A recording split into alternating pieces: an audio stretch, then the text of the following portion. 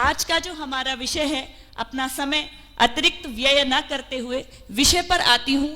देखिए, आज का हमारा विषय है जाति पाति व्यवस्था और आर्य समाज। आज हम लोग जो देखते हैं हमारे समाज में, हम लोग बटे हुए हैं किस रूप में कि हमें एक सार्वभौमिक रूप से तो जाना जाता है कि हम लोग हिंदू हैं, एक विश्व पटल पर जाना जाता है, या भारतीय हैं, और आप एक छोटी इकाई के रूप में कह सकते हैं हम आर्य समाजी हैं। लेकिन हमारे अंतर मनों में हम बटे हुए हैं, मैं ब्राह्मण हूं, मैं राजपूत हूं, मैं जाट हूं, मैं यादव हूं, मैं कायस्थ हूं, मैं कश्यप हूं, मैं अन्य जितनी भी जातियां होती हैं हम उनमें बटे हुए हैं। लेकिन इस विषय को हम 3 भागों में देखेंगे कि जो प्राचीन भारत था, सबसे जो प्राचीन भारत था, जो वेदों का, आरण्यकों का, उपनिषदों का, उनका आचरण करने वाला भारत था, क्या उन शास्त्रों में भी कहीं पर ऐसे मिलता है कि हाँ ये जनगणना हुई है कि हम ब्राह्मण थे, हम तेली थे, हम माली थे, हम सैनी थे, या फिर बीच के किसी काल में ऐसा कुछ किया गया कि हम लोगों को बांटने के लिए ये नाम दे दिए गए कि तुम ये हो, इस जाति के हो, या तुम बढ़ई हो, लुहार हो, सुनार हो, चमार हो, या जो भी जातियां चल रही हैं। तो उसके बाद हमें ये देखना है, तीसरे पक्ष में हम ये देखेंगे कि वर्तमान समय की जो स्थिति है, आज हमारे साथ जो चीजें की गई, या हमारी अनवधानता के कारण, हमारी मूर्खता के कारण जो लोगों ने हमारे साथ किया, उसका दुष्प्रभाव आज हमारे जीवन में क्या हो रहा है, और आर्य समाज का इस पूरी घटनाक्रम में क्या दायित्व बनता है। तो आप देखेंगे भारत का जो शास्त्र है, जो वेद, आरण्यक, उपनिषद है, जो रामायण है, उसमें कहीं भी ऐसी गणना नहीं मिलती। हमारे यहाँ तो शब्दकोश मिलते हैं, एक एक नाम के हजारों नाम मिलते हैं, एक जल के हजारों पर्यायवाची, पृथ्वी के, वायु के, आकाश के, हर चीज का हमारे यहाँ व्याख्या मिलती है। जिस देश के शास्त्रों में वायुयान तक का वर्णन मिला है, शैल्य चिकित्सा का वर्णन मिला है, सुलभ सूत्र मिले हैं, यज्ञशाला, यज्ञवेदी, भवन कैसे हो, उसके शास्त्रों में ये तो मिलना चाहिए था कि ब्राह्मणों की कितनी कोटियां हैं, या क्षत्रियों की कितनी कोटियां हैं, या जातियां हैं। तो आपको मैं एक बात बता दूं, ये जो जाति शब्द है, हम अंग्रेजी में बोलते हैं इसको कास्ट, जातिवाद मतलब कास्टिज्म। ये कास्ट शब्द मूल रूप से ये अंग्रेजी का शब्द भी नहीं है, ये पुर्तगाली भाषा का शब्द है। और 1927 में एक कमीशन आया था, तब उस कमीशन के माध्यम से ये तय किया गया कि भारत में जो जातियां हैं, जो लोग हैं, जो जो काम करते हैं, उनसे उनकी जाति की गणना की जाए। और जब ये आया था, ये जो नियम आया था, ये जो राजपत्र आया था, इसको कहा गया साइमन कमीशन। तो हमने सुना है कि साइमन कमीशन का हमारे यहाँ आजादी से पहले बहुत विरोध हुआ था कि साइमन कमीशन का विरोध करो। विरोध करने वाले 2 मुख्य लोग थे, कांग्रेस नहीं थी। साइमन कमीशन का विरोध करने वाले 2 मुख्य लोग थे, एक थे लाला लाजपत राय, दूसरे थे महामना पंडित मदन मोहन मालवीय। एक घोर आर्य समाजी लाला लाजपत राय, एक घोर पौराणिक पंडित मदन मोहन मालवीय। दोनों का उदाहरण इसलिए दे रही हूं, उन्होंने साइमन कमीशन का विरोध इसलिए नहीं किया कि उसमें 7 के 7 जो अधिकारी थे, कमिश्नर थे, वो विदेशी थे, बल्कि इसलिए था क्योंकि वो जानते थे हमारे भारत में भेदभाव वाली स्थिति नहीं होती। हमारे यहाँ जाति व्यवस्था जो है वो कर्म से मानी जाती है, जन्म से नहीं मानी जाती। हमारे यहाँ ब्राह्मण का बेटा ब्राह्मण होगा, क्षत्रिय का बेटा क्षत्रिय होगा, या किसी निम्न जाति का बेटा निम्न जाति का रहेगा, ऐसा नहीं माना जाता था। क्यों नहीं माना जाता था? सबसे बड़ा उदाहरण है राम का जो पावन काव्य है, वो किसने लिखा है? महर्षि वाल्मीकि ने। और वर्तमान समय में जो वाल्मीकि जाति है वो किस कास्ट, किस स्केड्यूल में आती है? स्केड्यूल कास्ट में आती है, एससी में आती है। तो हमारे यहाँ वाल्मीकि जी महर्षि थे और आज वो निम्न जाति में आते हैं। रावण किस जाति का था भाई? रावण ब्राह्मण था। क्या ब्राह्मण था? ब्राह्मण होने से, ब्राह्मण पिता होने से, वाजश्रवा पिता होने से क्या वो ब्राह्मण था? क्या था वो? वास्तविक क्या था? अगर कोई व्यक्ति अपने कर्म से थोड़ा गिर जाए तो उसे क्षत्रिय, वैश्य, शूद्र कह दो। कोई किसी की नारी का अपमान करे, किसी के हवन को गिरा दे, उसने तो शूद्र से भी निम्न कर्म किया, वो तो राक्षस जाति का हो गया भाई, वो तो मनुष्य से भी पतित हो गया, किसी जाति का रहा ही नहीं। तो केवल हमारे यहाँ ये बात स्पष्ट है आप लोगों को, ब्राह्मण कुल में जन्म लेने से कोई भी ऊंची जाति का, डाकू थे ना, वाल्मीकि जी कौन थे, डाकू थे, ऐसी कहानी मिलती है ना, लेकिन उन्होंने ऋषित्व को प्राप्त किया, महर्षि हुए, भगवान श्री राम का काव्य लिखा उन्होंने। तो हमारे यहाँ जो जाति व्यवस्था थी, आज महर्षि देव दयानंद सरस्वती जी का तिथि के अनुसार जन्म दिवस है, वो व्यक्ति जिसके कारण आज हम यहाँ पर उपस्थित हैं, वो ये कहता कहता चला गया कि हमारे यहाँ जो जातिगत व्यवस्था थी वो कर्म से थी, और जन्मना हम लोग ब्राह्मण के यहाँ जन्मे तो ब्राह्मण हो गए, ऐसा कुछ नहीं है। मैं क्षत्रिय कुल में मेरा जन्म हुआ है, लेकिन मैं कर्म यजन याजन का कर रही हूं, अध्ययन अध्यापन का कर रही हूं, पूजन का कर रही हूं, तो मैं कर्म से कैसी हुई, ब्राह्मण हुई। अभी मेरे साथ कोई दुराचार करे, मैं उसका प्रतिकार करूंगी, तो वो कर्म कैसा हुआ, क्षत्रियत्व का कर्म हुआ। तो मेरे कर्म से मेरी जाति का निर्धारण होता था, ये हमारा समाज था, इस बात का आपको विश्वास करना पड़ेगा। कालांतर में क्या हुआ, हमारे देश में मुसलमान शासक आए थे, कितने वर्षों पहले आए थे, लगभग 1200 वर्षों पहले, है ना। आप लोग सब बोलते रहेंगे तो थोड़ा अच्छा लगेगा। इससे पुराने तो नहीं थे, यवन शासक आए।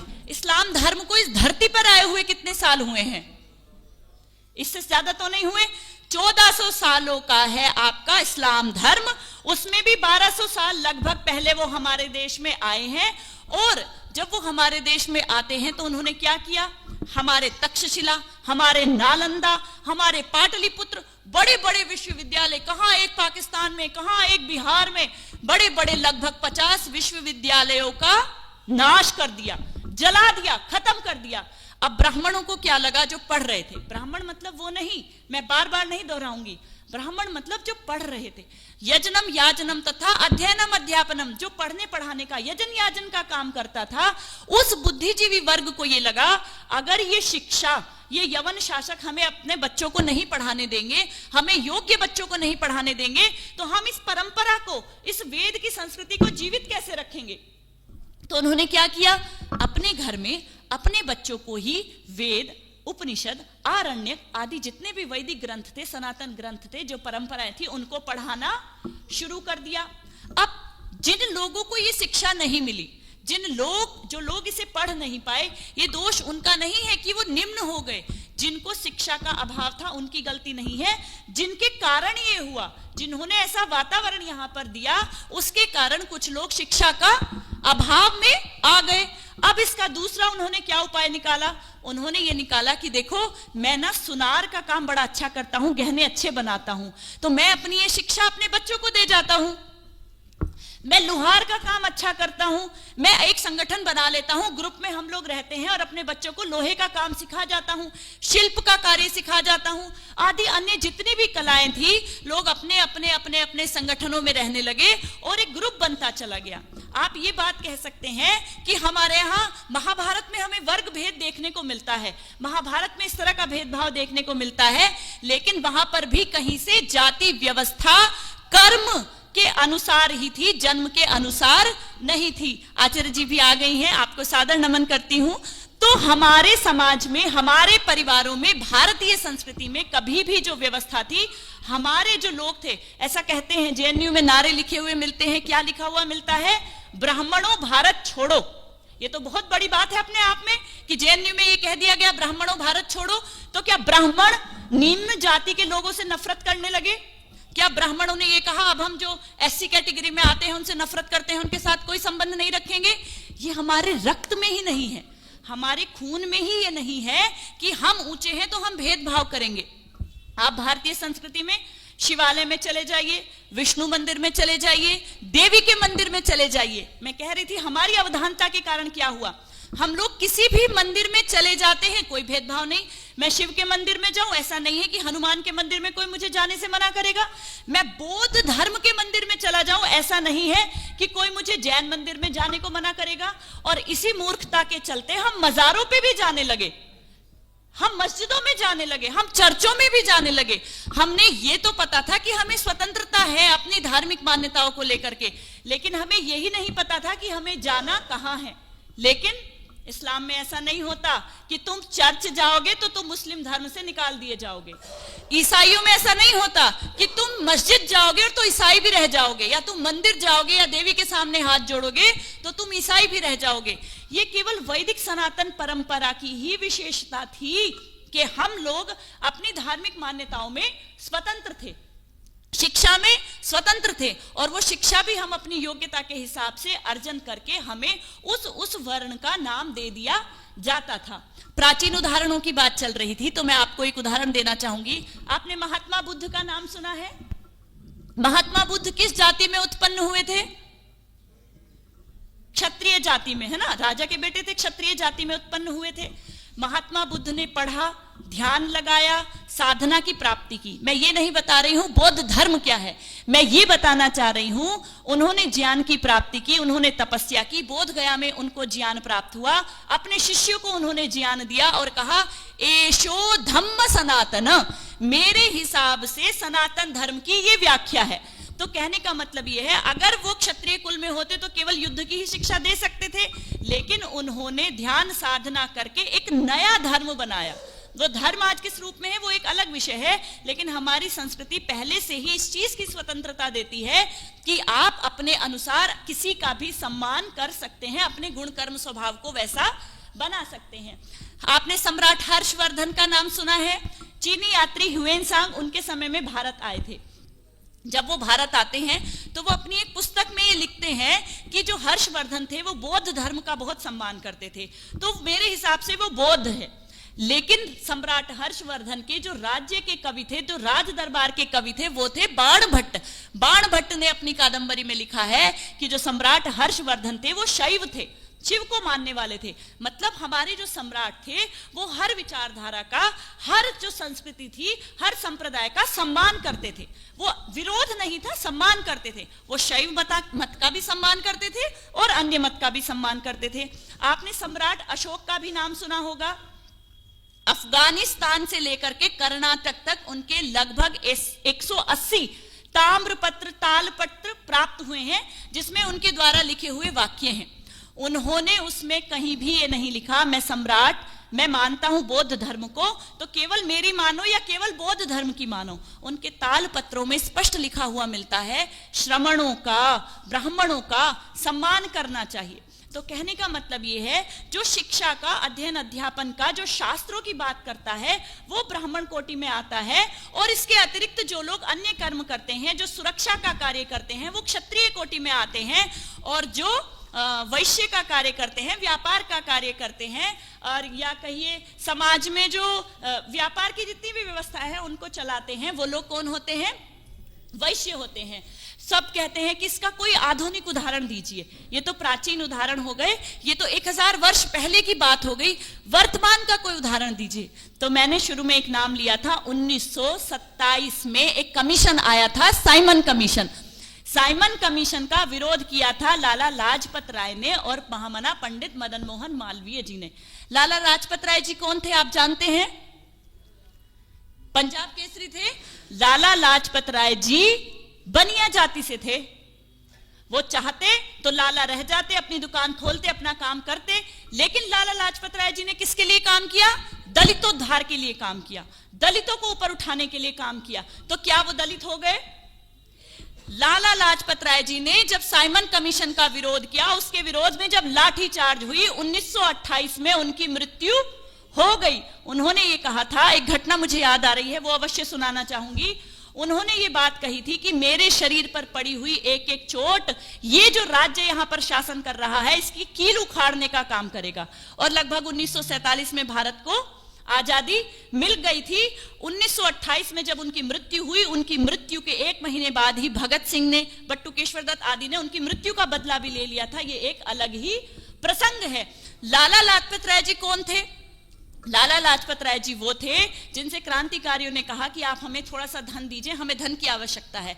उन्होंने कहा मैं तुम्हारे लिए एक ऐसी व्यवस्था कर दूंगा कि तुम्हें धन की कमी नहीं पड़ेगी। और उन्होंने अपनी पूरी संपत्ति में से 3000 रुपए जोड़ करके उस समय पर एक बैंक की स्थापना की। क्या नाम है उस बैंक का? Punjab national bank. और वो नेशनल बैंक जिसका आज करोड़ों अरबों करोड़ों का टर्नओवर है, विदेशों में भी संस्थाएं हैं, वो बैंक उन्होंने स्थापित किया। अगर वो बैंक वो ये कहते कि बस ये बैंक बनिए ही चलाएंगे, तो क्या वो आज बैंक चल पाता? आज वो बैंक किसी अवस्था में होता? और भी संस्थाओं की उन्होंने स्थापना की, लेकिन बनिया जाति में होने के बाद उन्होंने केवल वही वैश्य का कर्म नहीं किया, दलितों का उद्धार किया, इस राष्ट्र की आजादी के लिए कार्य किया और भी बहुत से बड़े बड़े कार्य किए। दूसरे उनके साथ साइमन कमीशन का विरोध करने वाले दूसरे व्यक्ति कौन थे? पंडित मदन मोहन मालवीय जी। पंडित मदन मोहन मालवीय जी घोर पौराणिक व्यक्ति थे। वो पौराणिक व्यक्ति थे, उसका प्रमाण ये भी है, उन्होंने जब बीएचयू की स्थापना की, आप जाएंगे अगर आपने बनारस में देखा है, तो एक जीता जागता संस्थान, एक जीता जागता आदर्श महाविश्वविद्यालय उन्होंने स्थापित किया। वो आज पूरे विश्व में ऐसा वेद विभाग कहीं नहीं मिलेगा, साहित्य विभाग नहीं मिलेगा, आयुर्वेद विभाग नहीं मिलेगा। ऐसा मतलब आप वहां जाएंगे, आपकी आत्मा अपने आप में प्रसन्न हो जाएगी कि क्या तपस्या इस आदमी ने की थी। तो पंडित जो मदन मोहन मालवीय जी थे, उनको भी ये बात पता थी कि वो ये कहते हैं कि लाला जी भले ही मैं पौराणिक हूं, लेकिन मैं जानता हूं इस देश में जाति व्यवस्था कभी भी जन्म से नहीं रही।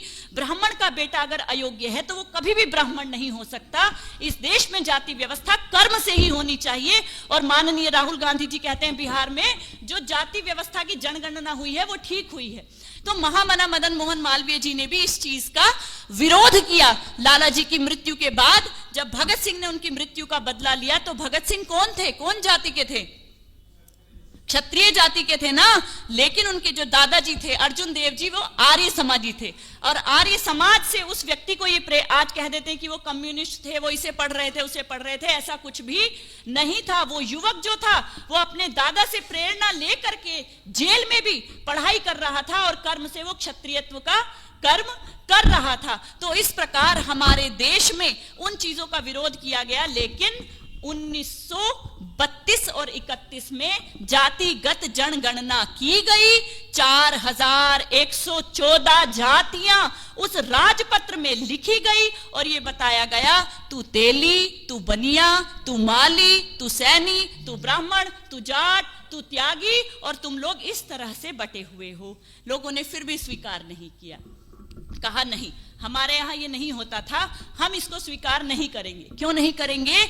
जब लाला जी की मृत्यु पर बृहत्तर भारत नाम की सभा ने एक शोक सभा का आयोजन किया, तो जिसके नाम पे कम्युनिस्ट और जिसके नाम से तथाकथित बुद्धिजीवी कहते हैं कि हम तो एससी हैं और हमें बड़ा गर्व है, उन एससीओ के जो सबसे बड़े बुद्धिजीवी हुए डॉक्टर भीमराव अंबेडकर जी, उन्होंने उस सभा का संचालन किया और कहा, कौन भीमराव अंबेडकर जी जानते हैं? जिन्होंने महात्मा गांधी की मृत्यु के बाद एक शोक सभा नहीं की, वो भीमराव अंबेडकर जी जिन्होंने महात्मा गांधी की मृत्यु के बाद एक शोक संदेश नहीं पढ़ा, शोक पत्र नहीं लिखा, उन डॉक्टर भीमराव अंबेडकर जी ने वो आए, उनकी सभा में पूरा एक बड़ा पत्र हाथ में लिया और कहा ये मैंने लिखा है लाला जी के लिए। कौन लाला जी? है ना? और लिखा, और जब उसको पढ़ने लगे तो 15 मिनट तक रोते रहे। ये इतिहास में अंकित है।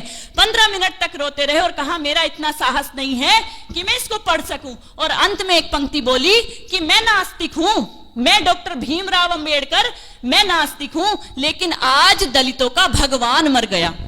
ये वो आर्य समाज था कि उन्होंने कहा कि आज दलितों का अगर कोई भगवान था तो वो भगवान मर गया। तो ऐसे लाला लाजपत राय जी थे जिन्होंने उन नियमों का विरोध किया जिन नियमों के कारण ये लगभग 700-800 वर्षों के अंदर हमारी देश में जातियों का इतना विपरीत स्थिति पैदा कर दी गई। धीरे धीरे अंग्रेज चले गए, कांग्रेस के हाथ में सत्ता आ गई और कांग्रेस ने जो भी चीजें जातिगत व्यवस्था को इस तरह से बांटा कि जो चुनावी जो लाभ है वो मिल सके, वोट आदि का लाभ मिल सके और हम लोगों के बीच ये भेदभाव इस प्रकार से बीज बो दिया गया। तो कहने का मतलब ये है कि आजादी से पूर्व तक भी जो हमारे लोग समाज में काम कर रहे थे वो इस बात को मानते थे कि हमारे देश में जो जातिगत जनगणना है वो नहीं होनी चाहिए। आर्य समाज का इसमें बहुत बड़ा योगदान है, क्योंकि आपने सुना होगा एक नाम आर्य समाज में, स्वामी श्रद्धानंद। ये नाम सुना है? स्वामी श्रद्धानंद किस जाति के थे? क्षत्रिय जाति के थे। उन्होंने संन्यास लिया तो ब्राह्मण होने चाहिए थे इस नाते। तो वो क्षत्रिय जाति राजपूत पंजाब से जन्म लेने के बाद क्या हो गए? ब्राह्मणत्व में चले गए, उन्होंने दलितों क्या उद्धार का कार्य किया। आप उस हिसाब से तो उन्हें कहिए दलितों के लिए कार्य कौन कर रही है? मायावती जी कर रही हैं, तो वो तो दलित हो गए। स्वामी श्रद्धानंद जी ने दलितों के लिए कार्य किया, जो निम्न कोटि के लोग थे उनके लिए कार्य किया। और आज हम लोग बड़े गर्व से कहते हैं, मैंने 10 घर वापसी करवाई, मैंने 20 धर्मांतरण करवाए, 100 धर्मांतरण करवाए, और मैं धर्म परिवर्तन करवाने में अपने लोगों को वापस लाने का, गृह घर वापसी का कार्य कर रहा हूं। अकेले स्वामी श्रद्धानंद ने, अकेले उत्तराखंड राज्य में अकेले व्यक्ति ने 39 गांवों की घर वापसी करवाई थी। हम क्या दावा करते हैं? हम किस बात का दावा कर रहे हैं आज कि हम काम कर रहे हैं? वो पौराणिक था पंडित मदन मोहन मालवीय, जिसने बीएचयू जैसा विश्वविद्यालय, विश्व हिंदू बीएचयू काशी हिंदू विश्वविद्यालय बना दिया। वो जीती जागती संस्था है। और स्वामी श्रद्धानंद कोई व्यक्ति नहीं थे, सामान्य मनुष्य नहीं थे, चलती फिरती संस्था थी। और आर्य समाज का धन्यवाद, उन्होंने गुरुकुल कांगड़ी का विनाश कर दिया। इस हम क्या मानते अपने आप को? स्वामी श्रद्धानंद ने कितनी तपस्या की होगी उस समय में, कितनी विपरीत परिस्थिति में, और आज गुरुकुल कांगड़ी में चले जाओ, आपको दुख होगा, गर्व नहीं होगा। हमने खत्म कर दिया गुरुकुल कांगड़ी। मैं गुरुकुल कांगड़ी में भी गई हूं, वहां के लोगों से भी बात की है, लेकिन दुख होता है ऐसी संस्था को देख करके, जिसको आपने पूरी तपस्या, अपनी पूरी संपत्ति लगा दी, अपने दोनों बच्चे लगा दिए, अपनी पत्नी को छोड़ दिया, पूरा कितना त्याग किया। दिल्ली में बंदूक के सामने खड़ा हो गया वो व्यक्ति, और आप क्या बात करते हैं? आप कहते हैं कि आप ऊंची इमारत बना देंगे तो आप अच्छा आर्य समाज चला रहे हैं। भूल जाइए, आप भूल जाइए, जो हम कर रहे हैं वो कुछ भी नहीं कर रहे हैं जो उन्होंने किया था। और आज तो उससे विपरीत ही परिस्थिति है।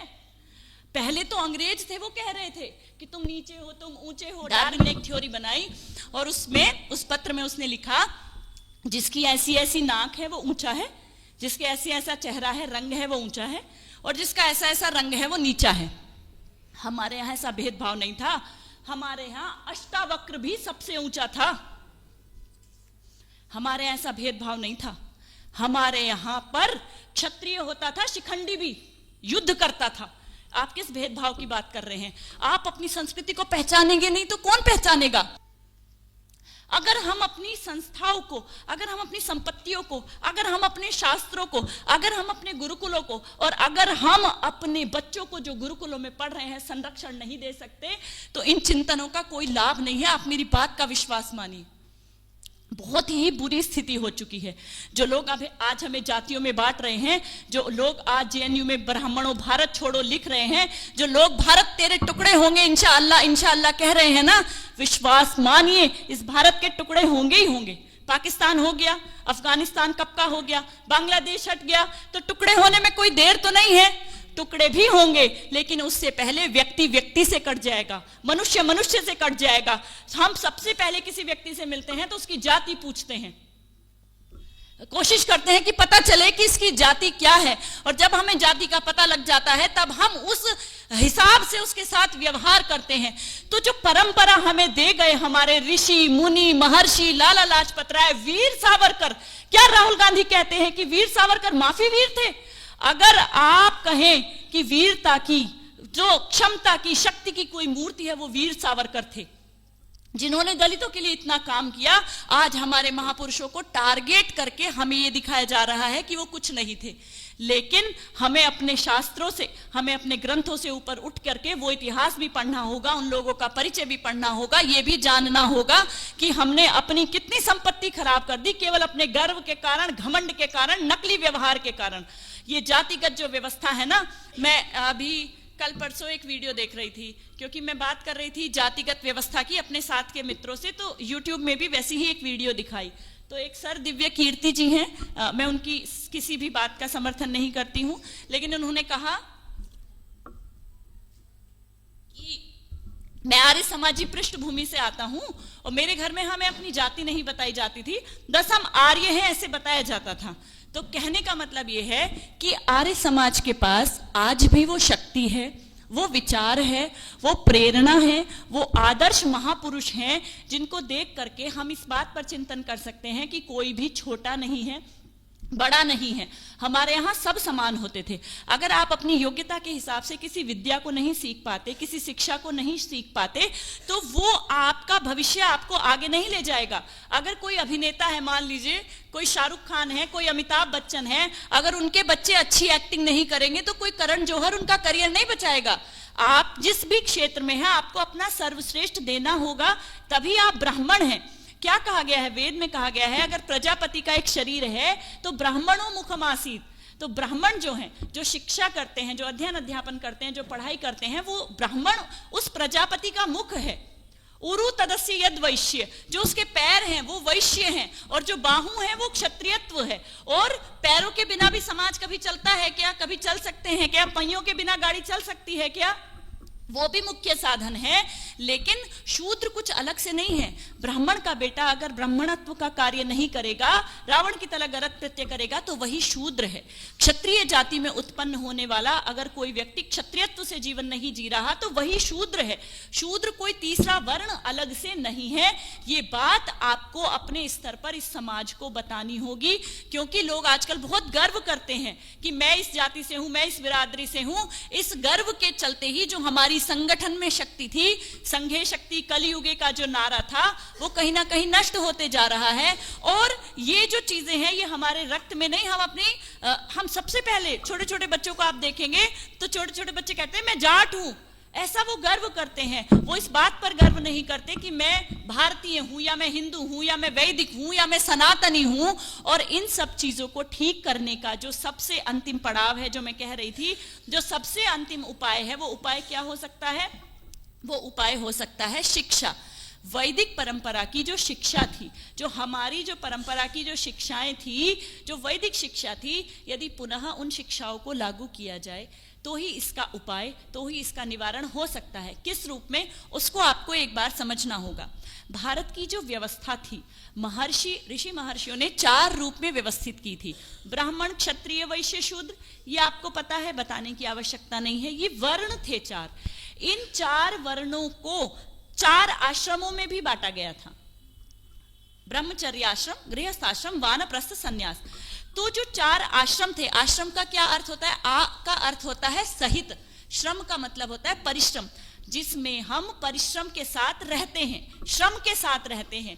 तो आजकल ब्रह्मचर्य आश्रम में ब्रह्मचारी कैसे हो गए हैं? जो बच्चे हैं विद्यालय में कितनी देर जाते हैं? 4 से 5 घंटे के लिए, 2 से 3 घंटे के लिए ट्यूशन के लिए जाते हैं। तो अगर आप विद्यार्थियों को 5 स्टार होटल जैसे स्कूल्स हैं, आज हमारे बच्चे जिन स्कूल्स में पढ़ते हैं, हम ऐसे स्कूल्स ढूंढते हैं जिसमें एसी हो, ये हो, वो हो, इस तरह की सुविधाएं हो। तो परिश्रम तो नहीं रहा, श्रम तो नहीं रहा। तो बच्चों में जो ब्रह्मचर्य आश्रम है वो समाप्त हो गया। दूसरी बात आई गृहस्थियों की। गृहस्थी भी आजकल पूरी सुविधाओं के सुखों के साथ रहते हैं, कोई तपस्या नहीं रही, तो वो आश्रम भी समाप्त हो गया। देखिए, पूर्ण रूप से समाप्त नहीं हुआ है। आज भी बहुत अच्छे गृहस्थ हैं। सब कुछ हमेशा कभी भी समाप्त नहीं होता, बीज रूप में तो रहता ही है। बचा क्या है? नाम मात्र के वानप्रस्थी और सन्यासी बचे हैं। मतलब उस आयु के जो लोग हैं, वानप्रस्थ की आयु के लोग जो हैं और सन्यास आश्रम की आयु के जो लोग हैं, यदि वो लोग मिल करके हमारे समाज में, हमारे परिवेश में इस तरह का एक व्यवहार लेकर के आए, इस तरह का प्रयास करके लेकर के आए। मैं आजकल आर्य समाजों में जाती हूँ और ये कहती हूँ कि मैं ऐसी बात बोलूंगी जो आर्य समाज के विरुद्ध है, फिर मेरे को बुलाते नहीं है बहुत ज्यादा। और तो मैं यहाँ पर भी वही बात बोलूंगी कि मैं विरोधी बात बोल रही हूँ। आप लोग भी भले ही मत बुलाइएगा, हम लोग बहुत तरह की जो संगठन है उनके साथ कार्य कर ही रहे हैं, वो बात नहीं है। बात ये है कि आपको थोड़ा सा परिवर्तन की ओर आगे बढ़ना होगा। तालाब का पानी भी अगर बदलेगा नहीं तो खराब हो जाएगा। नदी का पानी निरंतर बहता रहता है तो उसमें सड़ने की, गलने की क्षमता जो है वो समाप्त हो जाती है।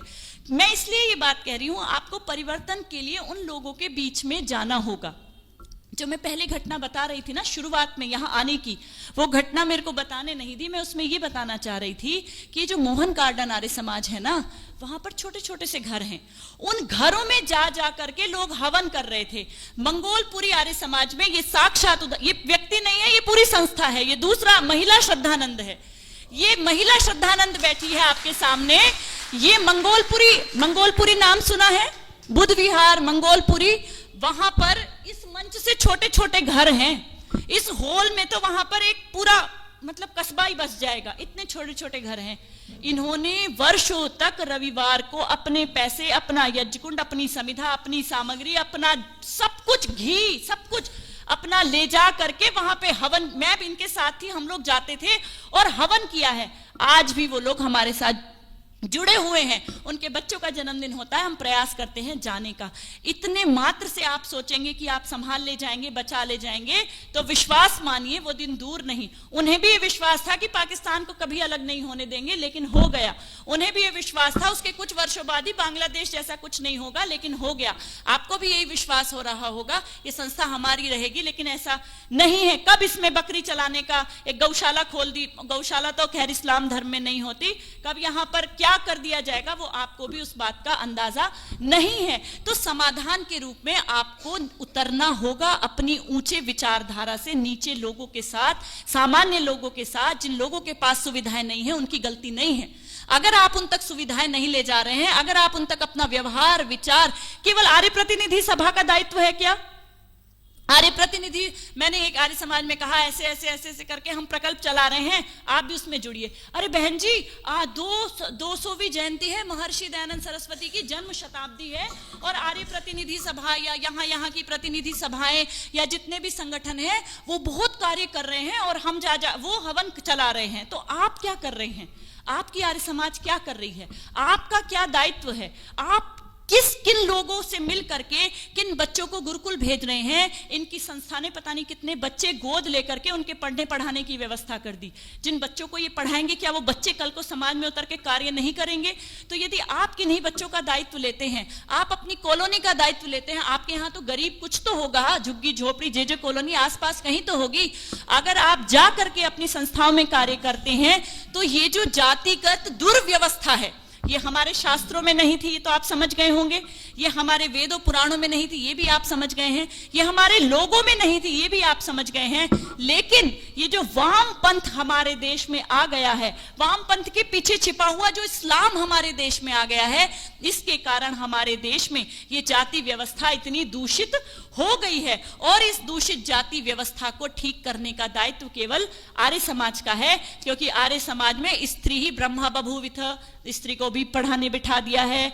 पद्भ्याम, मतलब जो शूद्र है वो भी सारे ग्रंथ पढ़ सकते हैं, ऐसा जो अधिकार देता है वो आर्य समाज ही देता है। तो आर्य समाज की शिक्षा की बात मैं कर रही थी कि समाधान के रूप में यदि आप चिंतन करते हैं तो समाधान एक ही है, वो ये है कि आप समाधान के लिए जो प्राचीन शिक्षा पद्धति थी उसको जितना अधिक हम लोग बढ़ा सकें उतना ही अच्छा है। जो गुरुकुल चल रहे हैं, जो भी जहां भी गुरुकुल चल रहे हैं, वहां ज्यादा से ज्यादा गरीब लोगों के, अपने ड्राइवर, जो भी आपके सेवक है, सहायक हैं, उनके बच्चों को पढ़ने भेजें। कल को वो बच्चे वेद की शिक्षा लेकर के इस समाज में ही कार्य करेंगे। और फिर जो अन्य लोग हमारे दूसरे मतों में जा रहे हैं, दूसरे धर्मांतरण कर रहे हैं, उनकी भी हम पुनः घर वापसी कर सकते हैं। तो शिक्षा बिगड़ने के कारण ही जाति व्यवस्था बिगड़ी थी, और शिक्षा के सुधरने के कारण ही अभी नई शिक्षा नीति लागू हुई है, एनईपी है ना, एनईपी 2020। उसमें भी ऐसा कोई विशेष प्रावधान नहीं आया कि संस्कृत के लिए आया हो, गुरुकुलों के लिए आया है। बहुत अच्छे प्रावधान है, लेकिन ऐसा कोई विशेष प्रावधान नहीं है कि जिसमें विद्यापीठों में, गुरुकुलों में बच्चों को आधुनिक विज्ञान की भी शिक्षा दी जा सके, साइंस भी, मैथ्स भी, अन्य भी जो भाषाएं हैं, अंग्रेजी तो क्या लैंग्वेज है, वो तो आप किसी भी आयु में सीख सकते हैं, हमने अभी सीखी है। तो वैदिक शिक्षा की ओर यदि हमारे बच्चे बढ़ेंगे, हम लोग बढ़ेंगे, तो हमारे इस तरह के जो कार्यक्रम हैं वो करने भी सफल होंगे, सार्थक होंगे। और आप सभी ने इतने ध्यान से मेरी बात सुनी, आशा करती हूँ समय भी लगभग हो ही गया होगा। आप सभी का बहुत बहुत धन्यवाद, आप सभी का बहुत बहुत प्रणाम, आप सभी धन्यवाद। नमो नमः।